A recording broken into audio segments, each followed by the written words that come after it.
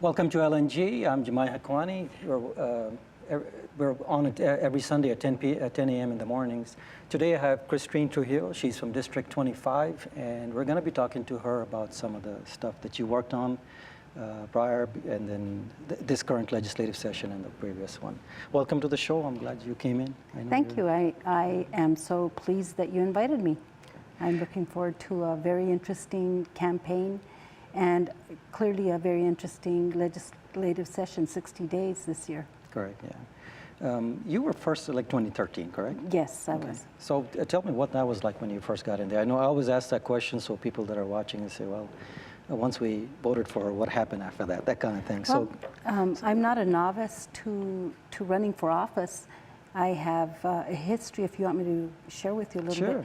Yeah. I had run for a state Senate seat in Senate District 25 years ago.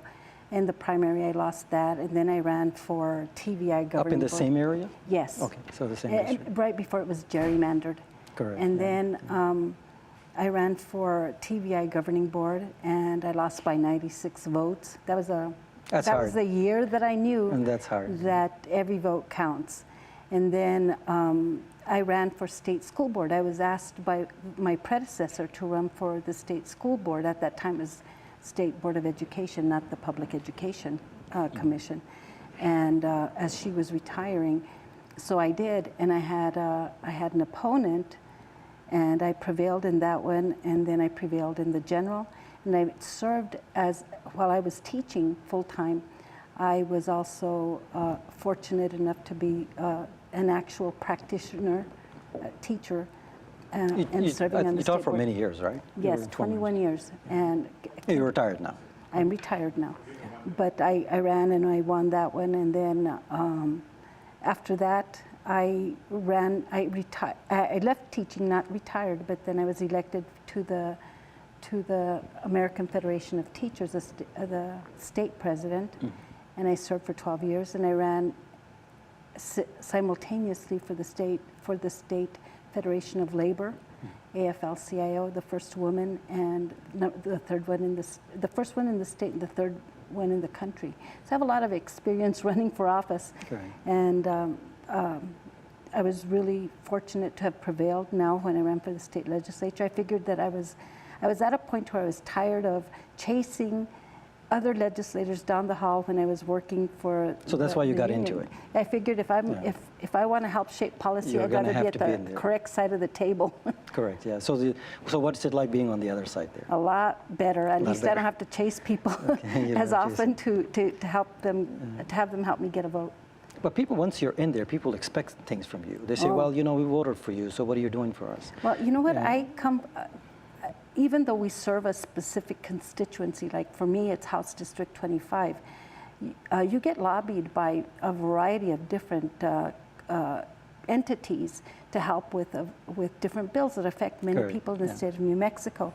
And if you have, we don't have specific help. We get shared help that takes care of our mail and our appointments and things like that. And I've been more fortunate for the last 2 years to have assistants that help me organize my time while I'm at the legislature so that I can meet with constituents during that time. And a lot of them come to me, obviously, for education. You know, I serve as the vice chair of the state of the House Education Committee as a freshman. Yes. And then I was also appointed to the House Appropriations and Finance Committee, which was really rare for a freshman to serve on.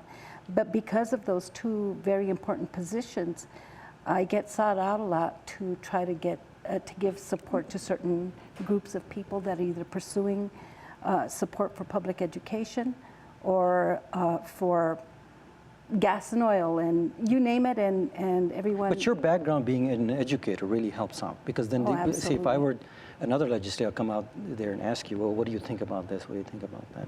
And people sometimes need to have that opinion because that's your area, being an educator. So I'm sure you get. Did you have a choice in that committee, or was it something that we were given? We were given a list of committees to choose from, and I chose education and labor because labor is obviously one of my backgrounds as well.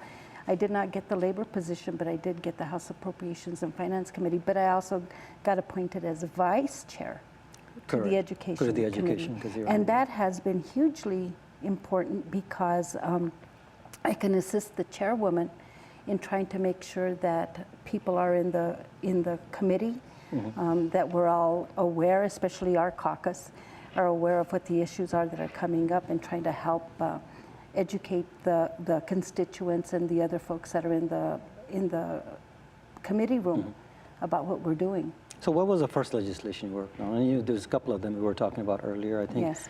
83, HB 83, but that's the nursing thing. Yes, I'd love 101, I think, HB 101 had something to do with education. Yes, it did. 101 was the higher ed. UNM, I think, leadership. UNM teacher leadership bill. Right. And we were really pushing to try to get some more funding for this project that provided training for teachers to become good leaders, not just within their own classrooms, but within their own school environments. And hopefully it would have been a stepping stone to a profession that seems to only have horizontal ways of movement rather than vertical. And so I think that was a successful opportunity. Although it didn't move as far as I would have liked, I figure it's a step in the right direction. My parent advocacy bill, which, we have so many children that come from homes where the parent isn't involved or engaged, not because they don't want to be, but because they don't know how to be.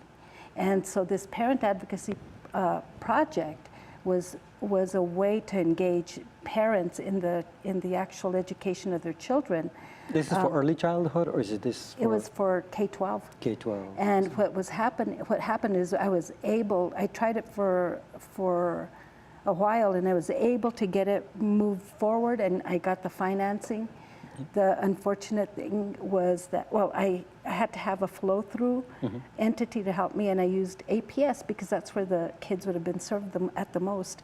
But what happened is that the governor vetoed the APS component, and so the money was there, but it flowed to... So she went through it and she took that part out. Yeah, and now it goes to the PEC to do whatever they want to do. I see. What is the state of as far as the state of education in, let's stick to Albuquerque, I know the state's another issue there. We'd rank pretty low in this in the nation. I mean, it's no surprise to anyone. Do you think at some point we would be able to fix this thing? Because for years we're talking about early childhood, very low, dropout rates are very high. Where is the breakdown, since you're the former educator there, you're retired, you have a lot of experience, where do you think, if you can pinpoint anything, where do you think our issues are as far as, say, let's take the early childhood? Well, I think we need more funding for early childhood. So we lack funding? Absolutely. It takes a lot more money to fund children that are younger than it does older. It takes more money to fund children that are second language learners. It takes more money to educate kids that are special needs kids.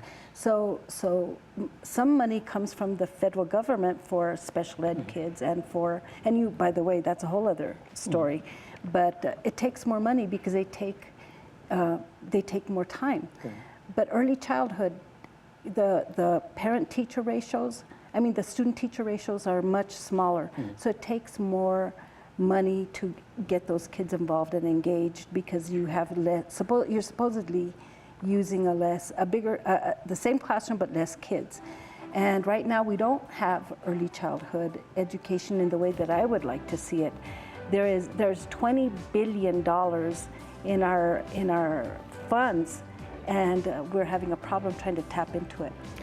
Hold that thought. Let's get back into it and take a break and come back, okay? Okay. All right. We'll take a short break. We'll be right back.